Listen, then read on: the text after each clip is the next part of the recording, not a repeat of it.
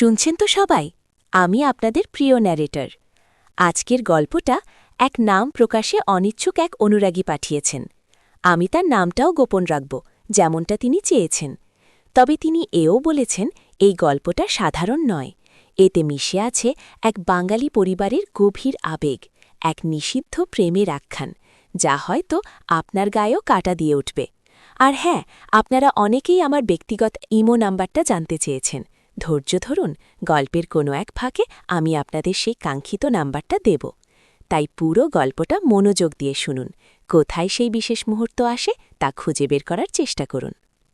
আমাদের গল্পটা শুরু হয় কলকাতার এক সাধারণ মধ্যবিত্ত পরিবারকে ঘিরে। অরুণিমা বছর ২৫-এর এক রূপবতী তরুণী। তার দিদি তানিয়া বিয়ে করেছে বছর ৮-এর বড় অরিন্দমকে।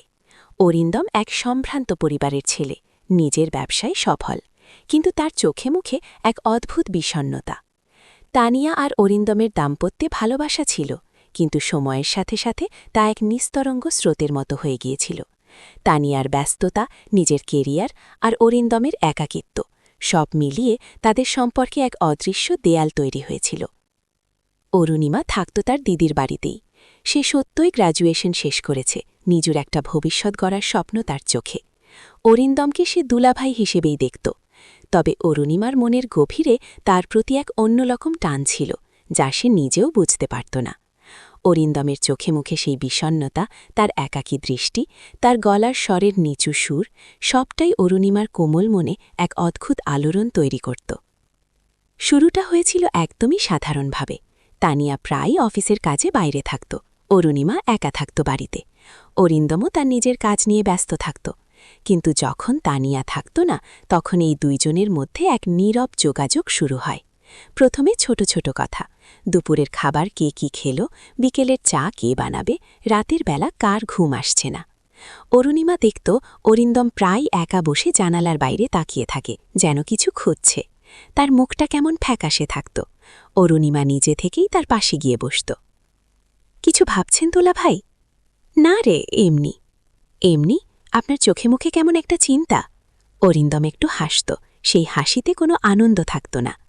কিছু না, শুধু মনে হচ্ছিল জীবনটা যেন এক অচেনা পথে হেঁটে চলেছে। এইভাবেই কথা চলত।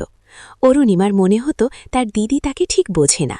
তানিয়া নিজের জগৎ নিয়েই ব্যস্ত, কিন্তু অরিন্দমের এই একাকিত্ব, এই না বলা কথাগুলো যেন অরুণিমার মনে গেঁথে যেত।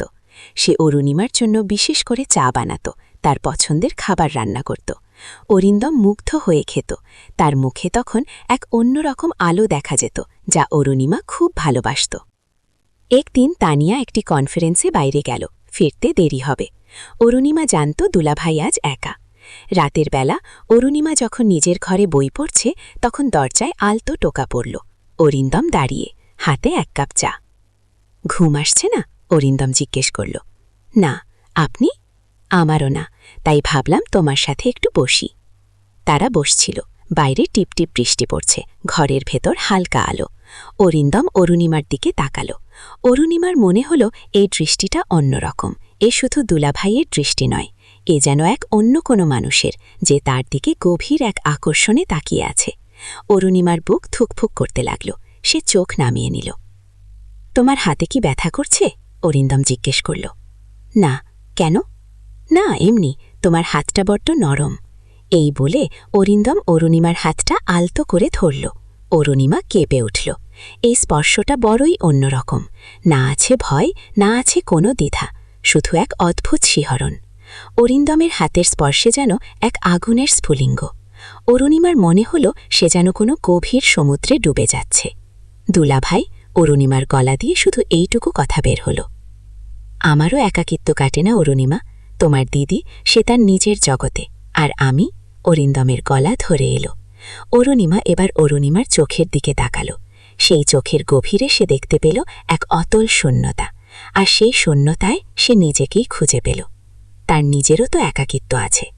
অরিন্দমের এই পুরুষালী উপস্থিতি, তার গলার সেই গভীর স্বর, তার হাতের সেই উষ্ণ স্পর্শ, সবটাই অরুণিমাকে এক অন্য জগতে নিয়ে যাচ্ছিল। আমারও ভালো লাগে না, সবসময় একা একা, অরুণিমাও ফিসফিস করে বলল। আর তারপর সব নিয়ম, সব বাধা ভেঙে গেল। অরিন্দম অরুণিমাকে কাছে টেনে নিল। তাদের ঠোঁট একে অপরের সাথে মিশে গেল। এই চুম্বন শুধু চুম্বনের ছিল না, এ ছিল দুই অতৃপ্ত আত্মার আলিঙ্গন। এ ছিল দুই একাকিত্বের মিলন। অরুণিমার মনে হল সে যেন কোনো স্বপ্ন দেখছে। অরিন্দমের বাহুডোরে সে যেন কোনো স্বর্গীয় সুখ অনুভব করছে।